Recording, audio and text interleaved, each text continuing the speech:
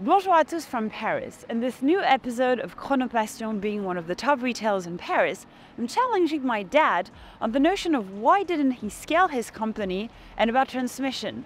Will I ever get the keys of the place or will he sell it? Well, you have to watch the episode to discover that.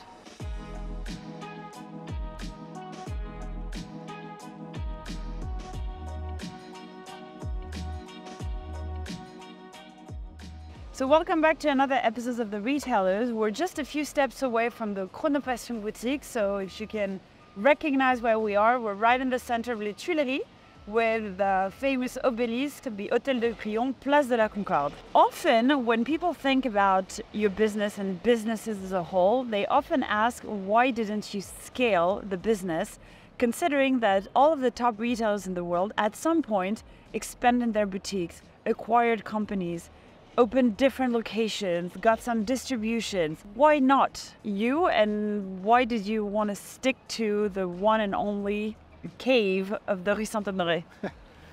Well, because, most of the friends I know in the retail, they always say that at the moment they got another shop, and of course, 5 or 10, they never be in one place.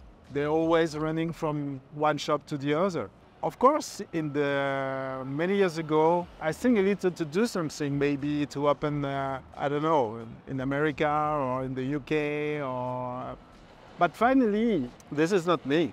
I really prefer to be, a single shop, even if it is twice, 2 shops, but no, I don't feel like it. And for me, this is already enough, my capacity to do the job is okay with one shop.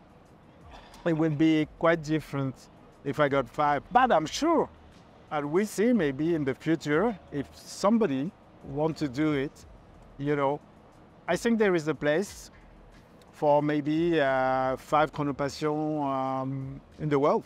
Why not? It could be fun.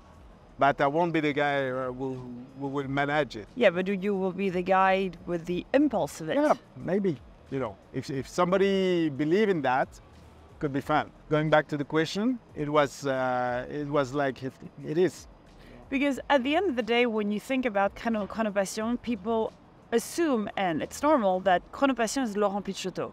It's rarely one without the other. And how do you think, with the whole humility that you have, you become such a reference in all these years with the watch industry growing and all the big names out there and all the big brands growing and getting even more into the spotlight? Like, you remain who you are from the beginning to nowadays. It's maybe a good or a bad thing. That's not for us to say, but how did you become why, in your opinion, why and how did you become such a reference in this industry? As a joke, I can say that this is the rigor and the constancies of my madness.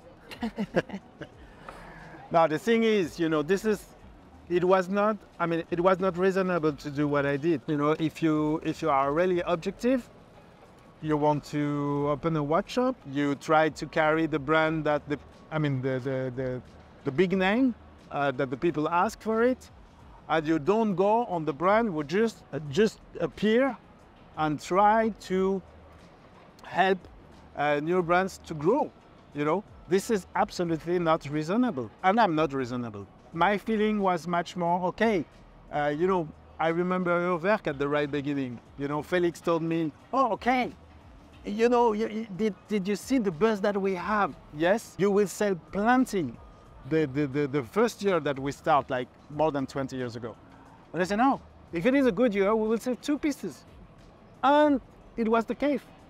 So finally, you need time, you need work, you need to help the notoriety of a brand. So go back to the point. This is not reasonable to start with new brands. My whole project was just a question of feeling. I prefer to do that because I think one day or another, the truth will be shared with most of the people. It was the case for big brands. Sometimes when we start, major brands, but at the time we started them, it was not the same story. At the moment they start to be big, successful, they lose the spirit. So I quit. Because then it becomes something more political and scaled, and there's less emotion into it, and there's less. So finally, there is no rules. This is just a question of feeling. The reason is not part of this game, but we got the chance that the people agree that way.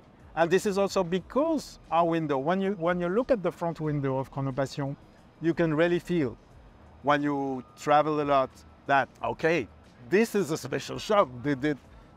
Most of the people, when they come for the first time, they say, what is it?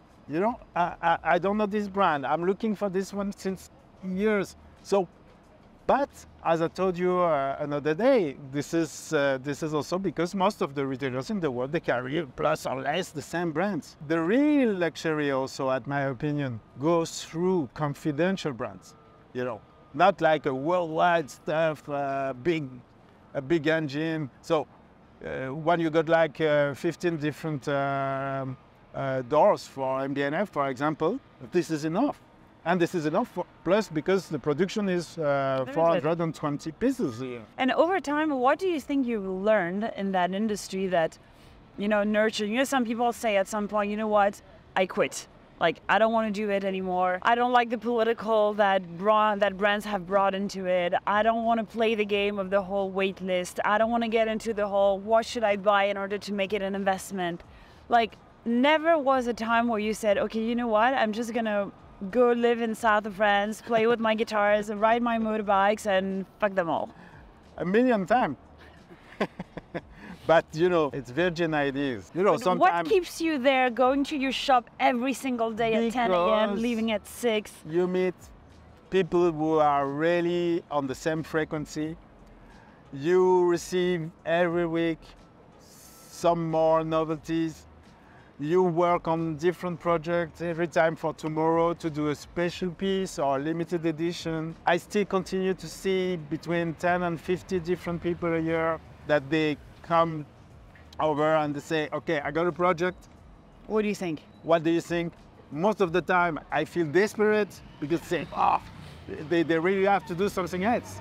But sometimes, and it was the case with Berneron last year, you know, I look at the project and after 15 minutes I told Berneron, okay, we can do whatever you want.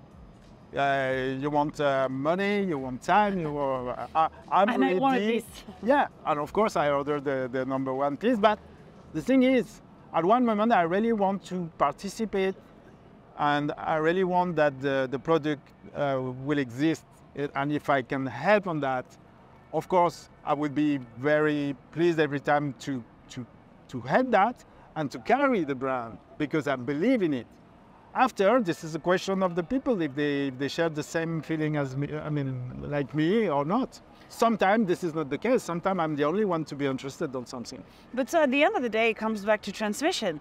Transmission of knowledge that you share with your clients, transmission of advice when people come to you to get your feeling and sense and your opinion on a project, whether it's going to be positive or negative. But then the real question, and that's probably a father-daughter question, because when you look at what's happening in the industry, a lot of the retailers that we know, that you know, is usually a transmission, a multi-generation story, a family business from the grandfather to the father. You started on their own. Every time people ask me, am I going to be the next phase of Chronopassion? As of right now, I say, I don't know. As of right now, you probably don't know either. But was there ever something, or if we ask you the question today, how can this be transmitted to, I mean, I have a brother, I have a sister, they're not in the industry at all, but how is this you're feeling like within, for example, the next 25 years, what if I don't take Chronopassion, I don't carry on Chronopassion? Can Chronopassion be carried over without you, or with somebody else who's going to try to nurture it? Like, it's a hard exercise. I think there is three answers. I mean, first, I'm ready to give you the key and to be with you, that you see what is the way to continue that company. And perpetrate the whole mind and energy of doing things differently. Well, we do things differently anyways. Yeah, so this is one solution. The second solution could be, as I mentioned, from people from the industry. I mean, we got brands and got also a retail network that they could maybe at one moment think, and it could be possible to open 4 or 5 different Chronopassion in the world. So like a concept store? Like the same concept, but probably with, you know, some interest to carry the niche brand of some group, to be involved in the niche brands through the retail, this retail network, with the help of a name which is already some notoriety in this area. And the third solution is what did the concept store in Paris Colette. You know, one day you start a company, you come like that, okay, 35, 40 years later, say, okay, there is no interest from the family or from somebody else. Okay, we can disappear like we were coming in this business. Yeah, but and why still, not? But it's still a landmark. You talk about Colette. Her daughter is still involved in the industry to some extent. She still advises on a lot of things. Sure, but this is not anymore a concept store. That's true. There is no obligation to continue that way. It could be, and somehow it could participate to something from the past. Oh, I used to know a shop with Rue Saint-Honoré where I spent like hundreds of hours over there buying a lot of, okay, it's you know, that's life. Speaking to Laurent, his cave for hours. Yeah, no, I think it could be, of course, I really prefer that it will continue, but there is no obligation. Well, so no pressure, but we'll find a way. Okay. Well, thank you very much for these insights. So I'll give you the key. Give me the keys. It's a big one. My pockets are full. Well, keep going on those stories, and if you have any suggestions or any ideas, you know where to find him. I'm here.